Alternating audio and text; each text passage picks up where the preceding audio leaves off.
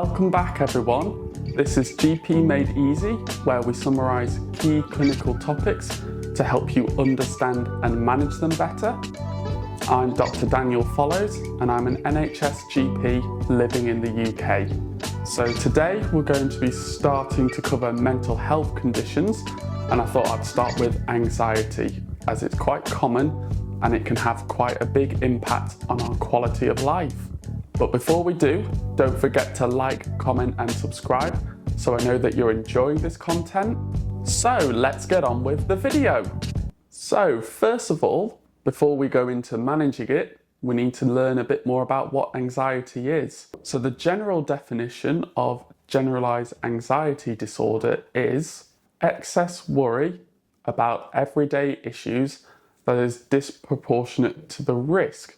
And you must have 3 or more of these symptoms: feeling restless or nervous, you feel fatigued, you have poor concentration, irritability, muscle tension, or sleep disturbance.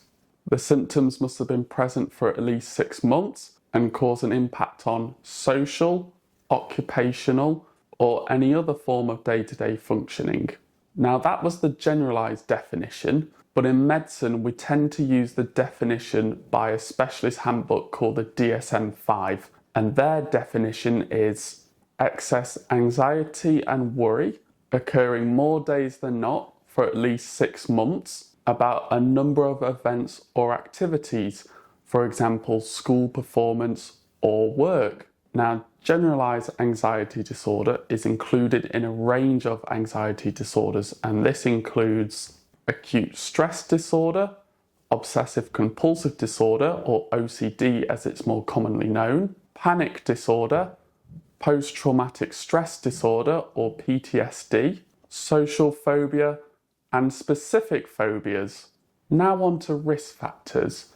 So things that put you increased risk of anxiety include being female. It's unfortunately 2 times more common. If you already have an existing anxiety disorder, if you have a family history of anxiety, if you've gone through any childhood adversity such as maltreatment, neglect, maternal depression, family disruption, domestic violence, paternal alcohol or drugs, paternal mental health condition, if your parents were overprotective or harsh on you, or if you've experienced bullying or peer victimization. Another risk factor is if you have a history of physical, sexual, or emotional trauma, if you have a history of substance misuse, if you have a chronic condition, and socio-demographic factors such as if you've been separated, widowed or divorced, if you're unemployed, if you have a low socioeconomic status, or if you've had poor education. And another thing it's been shown is that generalized anxiety disorder is more common in about 35 to 55-year-olds. So now moving on to diagnosis. So for this video, I'm going to use the DSM-5 diagnostic criteria, and that includes excess anxiety and worry, more days than not, for at least 6 months, about a number of events or activities. They must find it difficult to control the worry, and it must be associated with 3 or more of the following symptoms. They feel restless or on edge, they're easily fatigued, they have difficulty concentrating, or they feel their mind is blank, or they get quite irritable, they have muscle tension, or sleep disturbance. The anxiety must cause significant distress or impairment in their social situation or occupation or other areas of functioning, and the symptoms cannot be contributed to drug or substance misuse. So when assessing a patient, we tend to do a questionnaire that's called the Generalized Anxiety Disease 7 questionnaire, and I'll pop it up here so you can see a rough example of what the questions are and what the options are. So now you've diagnosed anxiety disorder, next we move on to management. So the first thing would be to give patients information about the condition. So up here, I've just put a little bit of a screenshot of the NHS website. They have a great resource on anxiety disorder. and has links to things like the talking therapies, which we'll just discuss about shortly. I'll also link it in the description down below, so it's always there so you can keep an eye on it. So the first line tends to be talking therapies, and they'll offer you a range of different talking therapies such as CBT and other forms of therapy.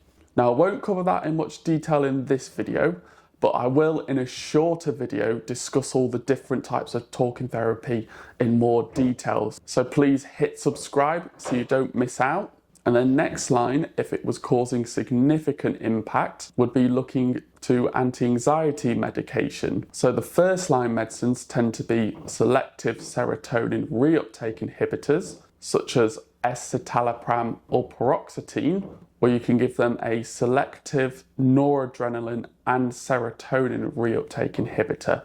And the examples of these are venlafaxine or duloxetine. If they don't tolerate these, then you can move on to pregabalin.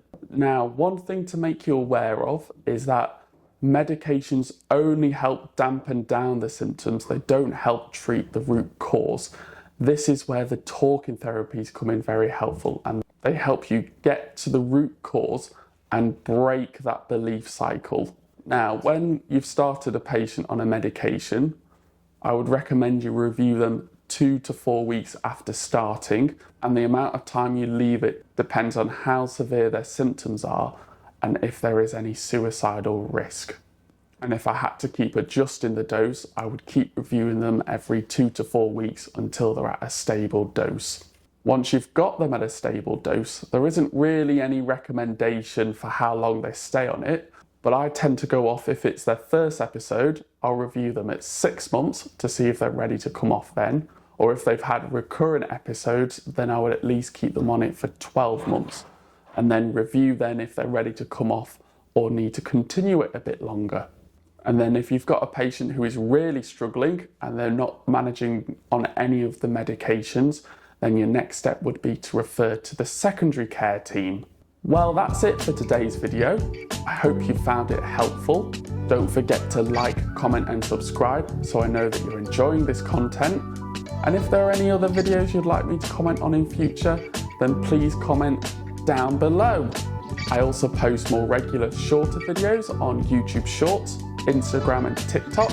If you want to find me on them, they're just up here and it's the same name, it's GP Made Easy.